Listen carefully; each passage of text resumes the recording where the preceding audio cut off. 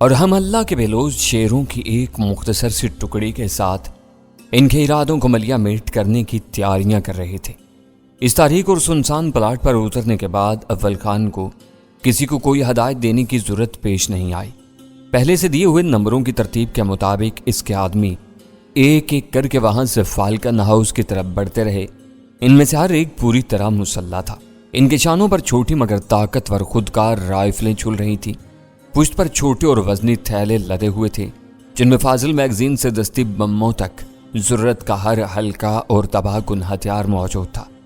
Falcon house کی ایک طرف مکان بنا ہوا تھا جو دور ہی سے آباد نظر آ رہا تھا۔ اسپیشل ٹاسک فورس والوں کو مکمل خاموشی اور رازداری کے ساتھ اس عمارت کو بقیہ تینوں سمتوں سے اپنے حصار میں لینا تھا تاکہ وہاں سے کوئی بچ کر فرار نہ ہو سکے۔ آخری آدمی کے روانہ ہو جانے کے بعد اس پلاٹ کی تاریکی میں ہم 4 افراد کھڑے رہ گئے۔ میں، ویرا اور اول خان کے ساتھ کھڑا ہوا تھا۔ کارواں کی ان تینوں گاڑیوں کی دیکھ بھال کی ذمہ داری پر مامور سنتری یا سپاہی ہم سے دور مؤدب کھڑا ہوا تھا۔ میں پھر کہہ رہا ہوں کہ تم دونوں ایک مرتبہ پھر سوچ لو، تم بہت بڑا خطرہ مول لینے جا رہے ہو۔ میدان صاف ہو جانے کے بعد اول خان نے دبی دبی سرگوشانہ آواز میں کہا، میں برے وقت سے ڈرتا ہوں، اندر صرف دشمن کا راج ہے، باہر میرے مسلح آدمی تیار ہو رہے ہیں، تم دونوں ان کے درمیان گھر جاؤ گے، براہ راست اور بھاری تصادم کی نوبت آئی تو تم اپنوں کی گولیوں کا نشانہ بن سکتے ہو۔ میری سمجھ میں نہیں آ رہا کہ اس خطرے کو کیسے ٹالا جا سکے گا۔ میں بھی تمہیں بتا رہا ہوں کہ آج کی رات بہت اہم ہے، میں نے بھی نیچے لہجے میں کہا۔ آئمین اور جیک کو یہاں سے ہر قیمت پر زندہ یا مردہ پکڑنا ہے۔ ہماری وجہ سے تم کسی مرحلے پر نہیں ہچکچاؤ گے۔ ہو سکتا ہے کہ باہر سے کسی کی مداخلت کی ضرورت ہی نہ پڑے۔ وہ لمحہ آ جائے تو پھر جھجکنے کی ضرورت نہیں۔ زندگی بار بار نہیں ملتی۔ اندھیرے میں ویرا کے ہونٹوں پر خفیف سی مسکراہٹ تیرتی نظر آئی۔ اس کا بہترین مصرف یہی ہے کہ کسی بڑے اور نیک مقصد کے لیے داؤ پر لگا دیا جائے۔ وقت نہیں آیا تو توپ کے گولے بھی کچھ نہیں بگاڑ سکتے۔ موت آنی ہے تو بستر پر لیٹے لیٹے بھی آ جاتی ہے۔ تم دونوں ہم خیال اور ہم زباں ہو جاتے ہو تو تمہیں سمجھانا مشکل ہوتا ہے۔ اول خان اپنی مسلسل ناکامی پر ضد چاہ کر بولا، موت کے برحق ہونے کے بارے میں میرا عقیدہ تم سے زیادہ مضبوط ہے، مگر ریل کی پٹڑی پر لیٹ کر یہ توقع رکھنا کہ قریب آنے پر وہ تمہیں کاٹنے اور روندنے کی بجائے فضا میں اڑتی ہوئی گزر جائے گی، نری حماقت ہے۔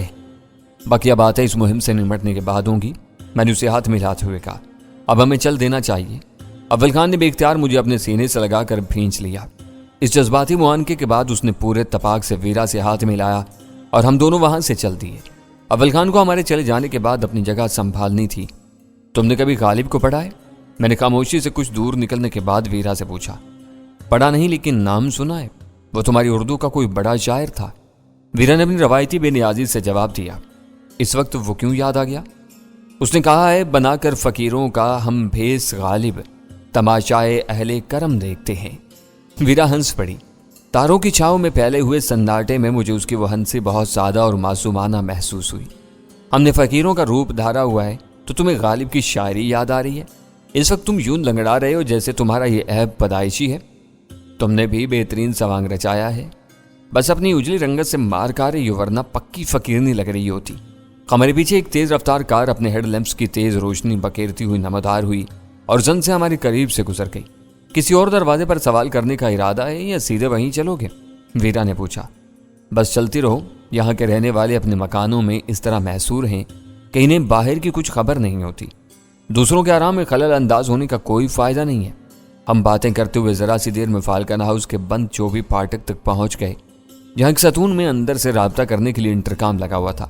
فقیروں کے روپ میں انٹرکام استعمال کرنا ناموزوں تھا۔ میں نے بڑھ کر چوبی دروازے پر لگا ہوا بیرونی کنڈا بجا دیا۔ سناٹے میں وہ آواز پرشور ثابت ہوئی۔ اندر سے کسی مقامی نے فوراً ہی کون ہے کا نعرہ لگایا تھا۔ ہمارے لیے انکشاف تھا کہ فالکن ہاؤس میں 5 غیر ملکیوں کے علاوہ ایک چوکیدار میں موجود تھا۔ خالد نے باسورس کے دوران میں اس کا کوئی ذکر نہیں کیا تھا۔ اللہ کے نام پہ 2 روٹی بابا، میری کوہنی مارنے پر ویرا نے اپنی سریلی آواز میں ہانک لگائی۔ بھاگ جاؤ، یہاں کچھ نہیں ہے۔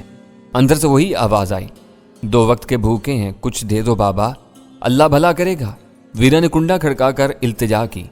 اندر سے کسی کے بڑبڑانے اور پھر پختہ فرش پر چلنے کی آواز آئی۔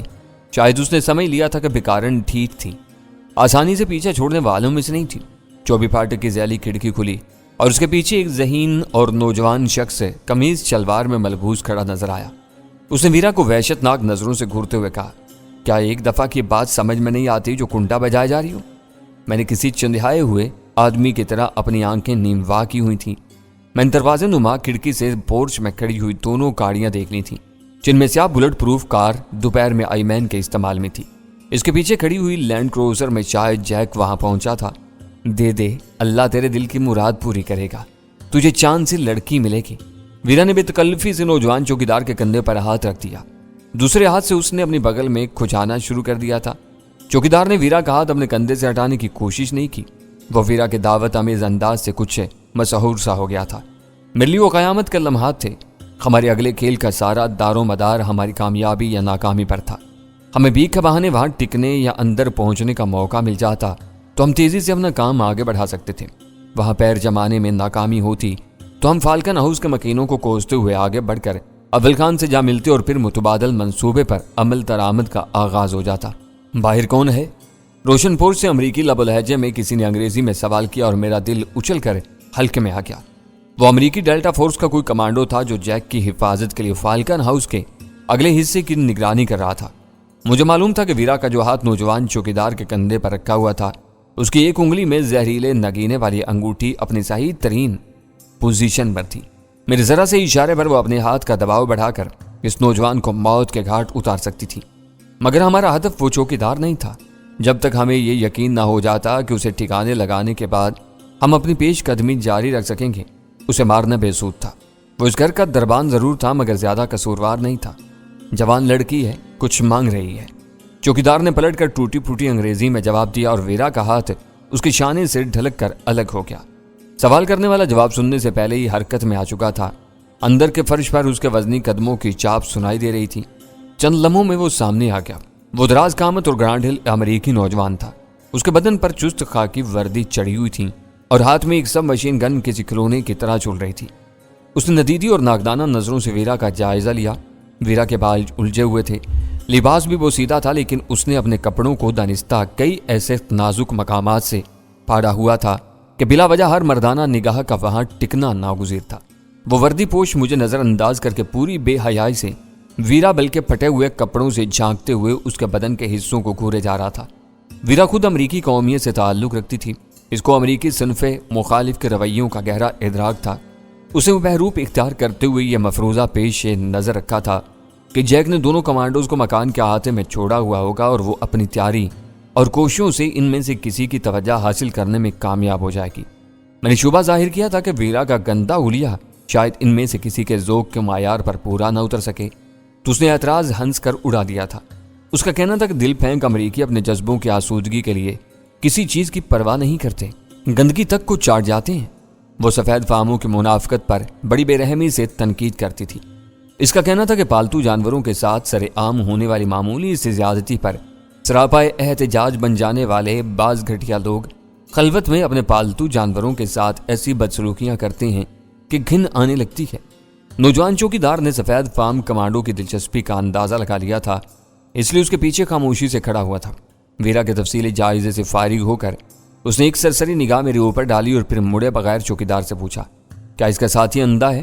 چوکیدار نے وہی سوال اردو میں مجھ سے دہرایا، کیا تم اندھے ہو؟ بس اندھا ہی سمجھو جی، ان آنکھوں سے اتنا کم نظر آتا ہے کہ سہارے کے بغیر 2 قدم چل بھی نہیں سکتا، ٹھوکر کھا کر گر جاتا ہوں۔ چوکیدار نے شستہ انگریزی میں سفید فام کے سوال کی تصدیق کر دی۔ وہ کمانڈو مقامی بھکاریوں کے مطالبوں کے وسعت سے بے خبر تھا۔ اسے شہر میں آئے ہوئے بمشکل آدھا دن ہوا تھا۔ اس نے چوکیدار سے پوچھا کہ ہم دونوں کیا چاہ رہے تھے۔ جب روکھی سوکھی روٹی کی بات اس کے سامنے آئی تو اس نے دروازہ چھوڑ کر چوکیدار کو ہدایت کی کہ وہ ہم دونوں کو اندر بلا کر لان پر بٹھا دے اور کچن سے ڈبل روٹی وغیرہ لا کر ہمیں دے دے۔ میں ان باتوں سے انجان بنا ویرا کے ساتھ کھڑا رہا۔ سفید فام کی ہدایت سے ظاہر ہو رہا تھا کہ گھر میں چوکیدار کے علاوہ کوئی اور ملازم نہیں تھا، ورنہ وہ خانسامہ کا ذکر ضرور کرتا۔ دوسری بات یہ بھی ہو سکتی تھی کہ فالکن ہاؤس میں وہ ان کمانڈوز کی پہلی آمد تھی، اس لیے وہ اندر کی نفری سے بے خبر رہا ہو۔ ایک خاص بات یہ تھی کہ وہاں اس کمانڈو کا رویہ مہمان فالا نہیں تھا۔ بظاہر ایسا معلوم ہو رہا تھا جیسے تحفظ کی چھتری میسر آنے کے بعد جیک اسمتھ اپنے محافظوں سمیت امریکی قونصل خانے سے فالکن ہاؤس منتقل ہو گیا ہو۔ ہمارا داؤ چل گیا۔ مشکل ترین مرحلہ فالکن ہاؤس میں داخلے کا تھا، جس کی اجازت مل چکی تھی۔ کمانڈو کے خاموش ہونے کے بعد چوکیدار نے ہم دونوں کو بلا کر گہرے سبز لان پر بٹھا دیا، جہاں برآمدے سے کافی روشنی آ رہی تھی۔ مجھے یقین تھا کہ اول خان نے اپنی انفرا ریڈ دوربین کے ذریعے واضح طور پر ہمیں فالکن ہاؤس میں داخل ہوتے ہوئے دیکھا ہوگا اور سکتے کسی عالم میں رہ گیا ہوگا۔ جب تک ہم باہر تھے اس کی نظروں میں تھے، اندر جانے کے بعد اس کی نگاہوں سے اوجھل ہو گئے تھے۔ ہمارے اس راست اقدام کے بارے میں اس کے اپنے تحفظات تھے، جن سے اس مہم کے خاتمے تک چھٹکارے کی کوئی صورت نہیں تھی۔ اس کی ذہنی پریشانیاں دور کرنے کے لیے میں صرف اتنا کر سکتا تھا کہ اپنے بساط کو جلد از جلد سمیٹ لوں۔ اندر قدم رکھتے ہی میرے سارے حواسوں نے اپنی پوری صلاحیت کے ساتھ کام کرنا شروع کر دیا۔ میں نے سماعت پر زور دے ڈالا، مگر اندر سے آنے والی کوئی آواز سننے میں کامیاب نہیں ہو سکا۔ اگر جیک آئی مین سے ملنے کے لیے آیا تھا تو وہ دونوں کسی اندرونی اور دور افتادہ کمرے میں بیٹھے ہوئے تھے۔ جیک کے مستقل بنیادوں پر منتقل ہونے کی صورت میں یہ امکان قوی تھا کہ وہ اپنے الگ کمرے میں آرام کر رہا ہو۔ ہمارے سامنے موجود کمانڈو کے تحکمانہ بلکہ مالکانہ رویے سے یہ ظاہر ہو رہا تھا کہ وہ لوگ مستقل طور پر فالکن ہاؤس میں آ گئے تھے۔ ہمیں لان پر بٹھانے کے بعد چوکیدار مکان میں چلا گیا۔ میں نے ہر طرف نظریں دوڑا لی تھیں، مگر مجھے کمانڈو کا دوسرا ساتھی کہیں نظر نہیں آیا۔ غالب امکان یہ نظر آ رہا تھا کہ وہ احاطے کے عقبی حصے میں جمع ہوا ہوگا، جدھر دیوار کے پیچھے کچا برساتی نالا تھا۔ چوکیدار کے جاتے ہی سفید فام کمانڈو تیزی سے ویرا کے برابر میں اس سے بالکل جڑ کر بیٹھ گیا۔ اس نے اپنا بایاں ہاتھ ویرا کے داہنے شانے اور گردن کے پیچھے سے گزار کر دوسرے شانے پر جما لیا تھا۔ وہ الو کا پٹھا مجھے بالکل اندھا سمجھ رہا تھا۔ تم اس قدر حسین اور گوری ہو کہ کپڑے بدل دو تو میرے دل کی رانی بن سکتی ہو۔ اس نے دائنے ہاتھ سے ویرا کی ٹھوڑی اوپر اٹھا کر جذباتی لہجے میں کہا۔ ہم دیسی فقیر بنے ہوئے تھے، اس وقت بدیسی زبان کا سمجھنا ہمارے لیے قیامت سے کم نہ ہوتا، مگر لہجوں اور حرکتوں کی اپنی زبان ہوتی ہے۔ ویرا کے ہونٹوں پر اس خبیث کے لیے ایسی والیانہ مسکان ابری کہ میرا خون سلگ اٹھا۔ وہ مصلحت کے تحت کمانڈو کو رجھانے کی پوری کوشش کر رہی تھی۔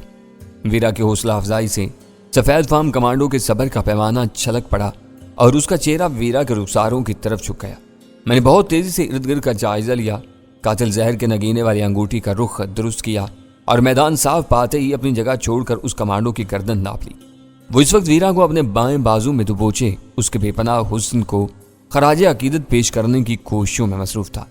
کھوکھلے نگینے میں بھرا ہوا زہر نکیلی سوئی کے راستے اس کی گردن میں اترا اور اس کی وحشیانہ پیش دستی جہاں تھی وہیں رہ گئی۔ اس کی گرفت کی زندگی سے بھرپور سختی ختم ہوتے ہی ویرا نے پلک جھپکتے میں سمجھ لیا کہ اس کے ساتھ کیا ہوا تھا۔ وہ تیزی کے ساتھ کمانڈو کے پہلو سے نکل گئی۔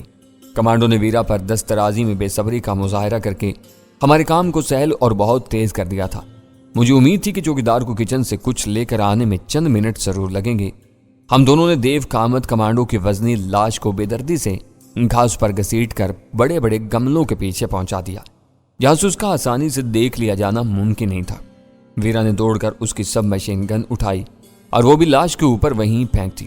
وہ کمانڈو حیرت ناک تیزی اور آسانی کے ساتھ اپنے انجام کو پہنچا تھا۔ ویرا نے شوق انداز میں مجھے آنکھ ماری۔ میں جواب میں آنکھیں کھول کر مسکرایا اور پھر ہم دونوں پھرتی سے اپنی پرانی جگہ پر لوٹ کر مسکینوں کی طرح بیٹھ گئے۔ مجھے حیرت ہو رہی تھی کہ ویرا کس حد تک اپنے ہم وطنوں کی نبض شناس تھی۔ مایا ناز ڈیلٹا فورس کا ایک کمانڈو ذلت اور موت کے بالکل اس گڑھے میں گرا تھا جو ویرا نے اس کے پہلے سے تیار کیا ہوا تھا۔ چوکیدار آئے تو اس سے کیا کہنا ہے؟ ویرا نے میری طرف متوجہ ہوئے بغیر ہونٹوں ہی ہونٹوں میں سوال کیا۔ اشارے کرتا ہوا پیچھے گیا ہے، میں نے بلا توقف کہا۔ چوکیدار نے اندر جانے کے لیے مکان کا سادہ دروازہ استعمال نہیں کیا تھا۔ وہ کونے سے مڑ کر کچن یا کسی راہداری میں کھلنے والے دروازے سے اندر گیا ہوگا۔ کئی منٹ کے بعد وہ اسی سمت سے نمودار ہوا تو مسلح کمانڈو کو نہ دیکھ کر دور ہی سے اس کا ماتھا ٹھنک گیا۔ اس کے ایک ہاتھ میں ڈبل روٹی کی تھیلی تھی، دوسرے ہاتھ میں سالنی یا شوربے کی پلیٹ تھی۔ وہ ہمارے لیے بھکاریوں والا کھانا بالکل اسی انداز میں لے کر آ رہا تھا اور اس کی نگاہیں ہر طرف چکرا رہی تھیں۔ ٹامی کہاں ہے؟ درمیان میں چند فٹ کا فاصلہ رہ جانے پر اس نے تجسس امیز لہجے میں سوال کیا۔ پیچھے گیا ہے، کچھ اشارے کر رہا تھا، شاید اسے پیشاب آ رہا تھا، ویرن ورجستگی سے جواب دیا۔ چوکیدار نے منہ ہی منہ میں کچھ بڑبڑاتے ہوئے شوربے کی پلیٹ ہماری طرف بڑھا دی۔ اس وقت تک وہ ہماری رسائی سے دور تھا۔ اپنی لائی ہوئی چیزیں ہمیں تما کر وہ پختہ روش کی طرف بڑھ گیا۔ وہ ٹامی نامی کمانڈو کے بارے میں مضطرب نظر آ رہا تھا۔ ہمیں اپنے ڈرامے کا تسلسل برقرار رکھنے کے لیے زبردستی وہ کھانا زہر مار کرنا پڑا۔ غنیمت یہ تھا کہ بے مزہ شوربے میں نمک یا مرچوں کی زیادتی نہیں تھی۔ وہ مکان کے دوسرے بغلی گلیارے میں نظر ڈال کر لوٹا تو میں نے اپنے دہانے میں موجود لقمہ چباتے ہوئے اسے مخاطب کر لیا۔ تمہارا یہ گورا بری نظر والا آدمی ہے، تمہارے جانے کے بعد میری عورت کو چھیڑ رہا تھا۔ وہ رک گیا اور بیزاری سے بولا، جوان بیوی کو پٹے پرانے کپڑوں میں لے کر در بدر جھانکتے پھرو گے تو ہر کوئی شوق سے تماشا دیکھے گا، دل میں آئے گی تو اسے چیر پھاڑ بھی کرے گا۔ کیا تمہارے ساتھ پہلے کبھی ایسا نہیں ہوا؟ کھانا دے دیا ہے تو اس سے 10-20 روپے بھی دلوا دو، اللہ تمہارا بھلا کرے گا۔ میں نے اس کی خوشامد کی، پیسوں کی ہوا میں نہ رہنا، کھانا کھاؤ اور جلدی سے کھسک جاؤ۔ اس نے زہریلے لہجے میں کہا، اندر والوں کو تمہاری اس دعوت کی بھنک بھی مل گئی نا تو تم دونوں کو پکڑ کر رات بھر کے لیے کسی کوٹڑی میں بند کر دیں گے اور صبح پولیس کے حوالے کر دیں گے۔ تم مائی باپ ہو، میرے ساتھ ایسا ظلم نہ کرنا۔ میں رو دینے والے انداز میں اپنے دونوں ہاتھ جوڑ کر اچانک اس کے قدموں پر گر پڑا۔ اس نے گھبرا کر مجھے جوتوں سے پیچھے ہٹانا چاہا، لیکن میں تو بہت دیر سے موقع کی تلاش میں تھا۔ میں نے گڑ گڑا کر اس کی دونوں پنڈلیاں پکڑ لیں۔ اس کے لیے میں نے موت کے بجائے بے ہوشی کی سزا تجویز کی ہوئی تھی۔ وہ ایک غریب مقامی تھا جس کا آئی مین کی سازشوں سے کوئی تعلق نہیں ہو سکتا تھا۔ وہ شاید روزگار کے چکر میں وہاں پھنس گیا تھا۔ اس بار بے ہوشی کے زہر والا نگینہ میری ہتھیلی کے رخ پر تھا۔ اس کی پنڈلیوں پر اپنی گرفت مضبوط کرتے ہوئے میں نے اپنی انگوٹھی والی انگلی کو ذرا سی جنبش دی۔ سریول اثر زہر اسی لمحے اس کی پنڈلی کے راستے اس کے بدن میں سرایت کر گیا۔ وہ کھڑے کھڑے کسی وزنی شہتیر کی طرح نیچے آ رہا۔ اگر میں پہلے سے اسے سنبھالنے کے لیے تیار نہ ہوتا تو اس کے گرنے کی پرشور آواز دور تک سنی گئی ہوتی۔ میں نے اسے اپنے دونوں ہاتھوں میں سنبھال کر آہستگی سے گھاس پر ڈالا۔ ویرا کھانا چھوڑ کر تیار ہو چکی تھی۔ وہ اس کے پیر پکڑ کر اسے بھی گھسیٹتے ہوئے گملوں کی اوٹ میں لے گئی جہاں وہ ہوش میں آنے تک آرام کر سکتا تھا۔ اپنے پچھلے تجربات کے بنا پر مجھے امید تھی کہ وہ 3-4 گھنٹوں سے پہلے ہوش میں نہیں آئے گا۔ میں نے سالن کی پلیٹ اور ڈبل روٹی کی تھیلی ان دونوں پر ڈال دی۔ بڑے بڑے گملوں میں لگے ہوئے اونچے اور گنجان پودوں نے ہمیں بہت آسانی سے ایک انسانی کوڑا دان فراہم کر دیا تھا جہاں 2 آدمی محفوظ ہو چکے تھے۔ اندر کی کوئی خیر خبر لینے سے پہلے ہمیں تیسرے شخص کو تلاش کرنا تھا۔ وہ ہماری کامیابی کی راہ میں آخری رکاوٹ تھا۔ اس مکان کی بیرونی دیواروں پر لگی ہوئی خاصی لائٹ روشن تھی جن کی وجہ سے لان یا احاطے کے کسی حصے میں گہری تاریکی نہیں تھی۔ کہیں خاصا اجالا تھا تو کہیں روشنی قدرے کم تھی۔ ایسے میں یہ امید ابس تھی کہ ہم دونوں میں سے کوئی اندھیرے کی آڑ لے کر پیچھے جا نکلے۔ کیوں نہ میں لان پر کھلے عام چلتی ہوئی پیچھے پہنچنے کی کوشش کر ڈالوں۔ ویرا نے دونوں سمتوں کا جائزہ لینے کے بعد کہا، اگر 2 افراد اپنی غلطیوں کے بنا پر نشانہ بن چکے ہیں تو اب اتنی اونچی اڑان لینے کی کوشش نہ کرو۔ دور ہی سے نظر آ جائے گا کہ میں عورت ہوں۔ دوسرا کمانڈو فریب میں آ سکتا ہے، وہ پر امید تھی۔ ڈیلٹا فورس امریکہ کی ایلیٹ فورس ہے، اس میں سب ٹامی جیسے ڈفر اور عورت کا رسیا نہیں ہو سکتے۔ میں نے دھیمی اور غصیلی آواز میں سے ڈانٹا، یہ بھی ہو سکتا ہے کہ وہ تمہاری پہلی جھلک دیکھتے ہی کسی وارننگ کے بغیر فائر کر دے۔ تم بھی بہت ماری جا سکتی ہو۔ پھر کیا کیا جائے؟ ان دونوں نے شاید اپنی ڈیوٹیاں بانٹی ہوئی تھیں۔ یہ امکان نظر نہیں آتا کہ وہ از خود ادھر آ نکلے۔ ویرا مضطرب تھی۔ مجھے اچانک اپنا آپریٹس یاد آ گیا۔ فقیرانہ رول ادا کرتے کرتے میں اسے بالکل بھول بیٹھا تھا۔ میرے پھٹے پرانے کرتے کی جیب میں ایک بہت چھوٹا اور ہلکا ٹرانسمیٹر موجود تھا جس کی رینج صرف 2 کلومیٹر تھی۔ اس پر میں صرف اول خان سے رابطہ کر سکتا تھا۔ اسی کے ساتھ میری کمر سے بیم گن اڑسی ہوئی تھی۔ اس کے سوا ہمارے پاس کوئی ہتھیار نہیں تھا جو زیادہ فاصلے تک کام کر سکے۔ اندر رونما ہونے والی تبدیلیوں سے باہر والوں کا باخبر رہنا ضروری تھا۔ دوسرے کمانڈو کی تلاش کے کام کو ملتوی کر کے میں ویرا کو ساتھ لیتا ہوا لان کے ایک نیم روشن حصے کی طرف بڑھ گیا جو احاطے کی دیوار کے قریب تھا۔ وہاں پودوں کے جھنڈ میں بیٹھ کر میں قدرے سکون کے ساتھ بات کر سکتا تھا۔ اول خان کو توقع نہیں تھی کہ مجھے فالکن ہاؤس میں گھسنے کے بعد آپریٹر سے کام لینے کا موقع مل سکے گا۔ وہ میری آواز سن کر کھل اٹھا۔ کافی دیر ہو جانے کی وجہ سے وہ ہم دونوں کی عافیت کے بارے میں خاصا فکر مند ہو گیا تھا۔ میں نے اسے اندر کے حالات کے بارے میں بریف کیا تو وہ خوش ہو گیا۔ اس وقت تمہارا پلڑا بھاری معلوم ہو رہا ہے۔ یہ صورتحال زیادہ دیر تک برقرار نہیں رہے گی۔ اب مکان کی پشت پر ایک کمانڈو موجود ہے۔ ادھر کچا نالا واقع ہے۔ عمارت کے گرد اپنے آدمیوں کا گھیرا تنگ کر دو۔ نالے میں اترنے والی پارٹی باہر سے کوئی گڑبڑ کر سکے تو دوسرا کمانڈو بھی زیر ہو سکتا ہے۔ یہ تمہارا حوصلہ تھا کہ تم ویرا کو لے کر شیر کی کچار میں گھس گئے۔ میں اپنے کسی آدمی کو ناحق نہیں مرواؤں گا۔ پچھلی دیوار پر چڑھنے والے اس کمانڈو کے کھلے نشانے پر ہوں گے۔ کسی کو دیوار پھاندنے کی ضرورت نہیں۔ کچھ لوگ چوکنا رہیں اور ایک آدمی دیوار کے قریب زمین کھودنی شروع کر دے تو وہ تشویش میں مبتلا ہو جائے گا۔ میں نے کہا، میں سمجھ گیا۔ وہ اس دھمک کا سبب جاننے کے لیے دیوار پر آیا اور مارا گیا۔ یہ خیال رکھنا کہ پھر فائر کی آواز اندر والوں کو بھی ہوشیار کر دے گی۔ اس کی فکر نہ کرو، ہمیں خطرات کا پورا اندازہ ہے، انہیں اس کا ادراک نہیں ہے۔ ہم ان کی بے خبری سے فائدہ اٹھا سکتے ہیں۔ ابھی تک تم کامیاب ہو، لیکن میرا دل ٹوٹ رہا ہے۔ تم ان سے اس قدر قریب ہو کہ کسی بھی وقت کچھ بھی ہو سکتا ہے۔ خطرات زندگی کا حصہ ہیں۔ تم بے پرواہ ہو کر میرے پلان پر عمل کر ڈالو، ہم دونوں اپنی حفاظت کر لیں گے۔ اس وقت ایک ایک لمحہ اہم تھا۔